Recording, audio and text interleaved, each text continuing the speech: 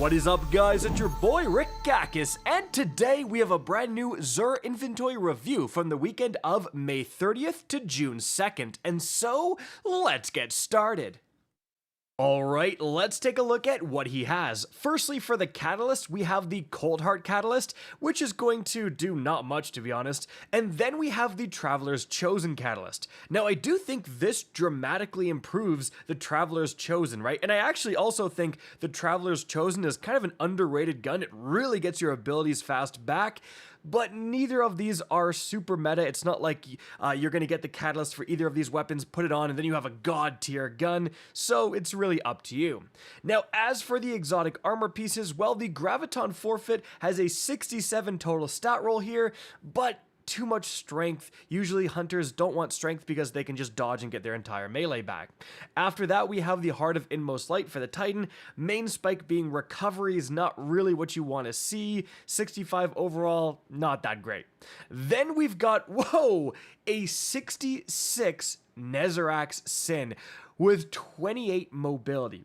So guys, normally this would be a hard pass, but I will say that stats are being overhauled in the Edge of Fate. We know this, Bungie has said this, so you may want to invest in something like this where mobility is not good right now, but suddenly with the stat rework in the Edge of Fate, mobility might be very good. So keep that in mind, guys.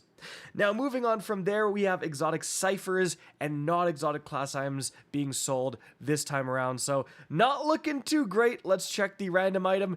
Raid banners. I mean, alright, I do need raid banners. Okay, but aside from that, usually not really gonna invest in that. Let's check the weapons here. Well, for the random exotics, we have the Colony here.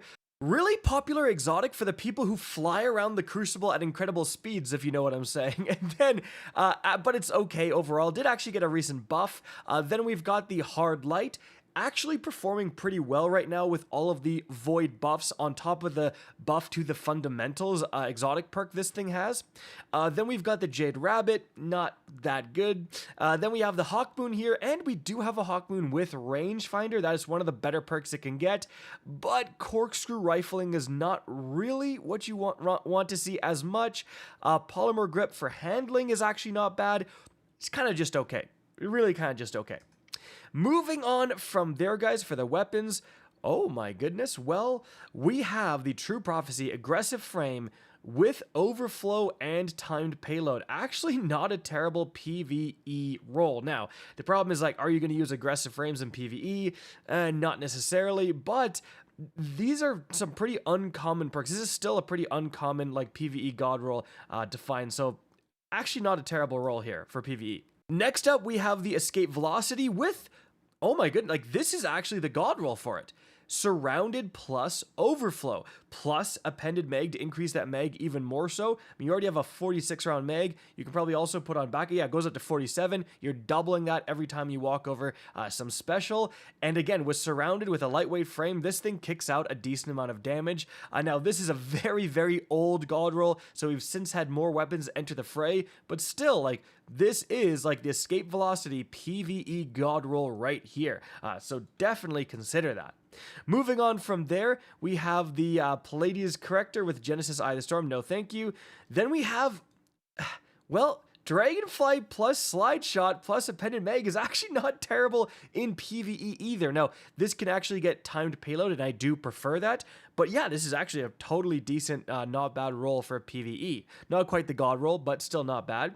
Then we've got, well, we've got a Vorpal Weapon Clown Cartridge roll on the Canis Major. Again, a very good roll for PvE. Rapid Fire Frame. You've got Alloy Casing as well for the reload speed. Quick Launch. Like, this is a totally solid. If you are a new player, if you just recently started the game, you might not have a better heavy grenade launcher roll than this right here. So definitely consider this, especially, you know, you might have one that's arc. Well, this is solar. Good idea to get good rolls in multiple different elements.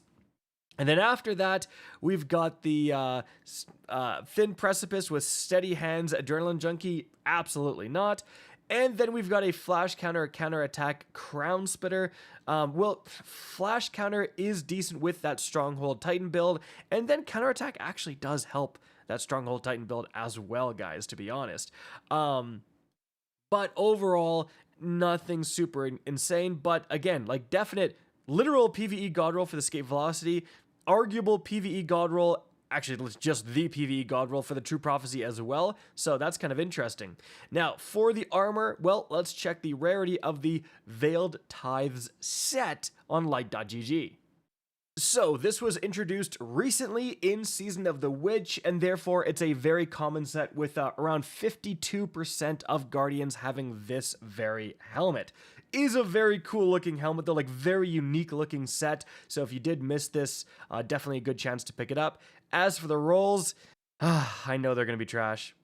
Yup, okay, every time it's a new set, the rolls are absolute dog water. For whatever reason, Bungie did not program these right, so the old rolls always have like around 60, and then the newer rolls have absolute trash like world drop stats.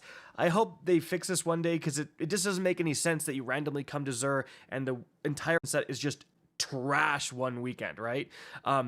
Yeah, just not even worth, oh my god, alright. Let's switch to the Warlock. Alright, for the Warlock, let's check the sword here. Tireless Surrounded. I mean, Surrounded is like the best damage perk you can get on this thing, to be honest. Jagged Edge 2, you're usually going for Relentless, but not a terrible roll. As for the armor, let me guess. Yep. It's all trash. Let's check the Hunter. Alright, for the Hunter, let's check the sword here. Energy transfer, flash counter, same thing like with the Stronghold build, kind of goes hard. Aside from that, not that great. Oh my god. Bungie, please fix this. Like, imagine you convince your friend to finally start playing Destiny 2. You're hyping up Xur, like, bro, trust me, I know your armor sucks right now, but as soon as Xur comes, you can get some good armor, and then it's this.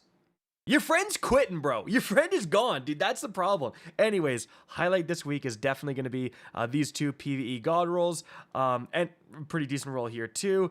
Guys, that is going to be it for the video. Hope you enjoyed and found this informative. If you did, please remember to help me out by simply rating and especially sharing this video. If you guys want to see more Destiny 2 content similar to this, don't be afraid to slap that subscribe button. If you want to get in touch with me and keep up to date with the latest channel activity, the best way is to follow me on Twitter at RickCacus. That is linked in the description down below. Again, I hope you enjoyed the video, and as always, have a good day.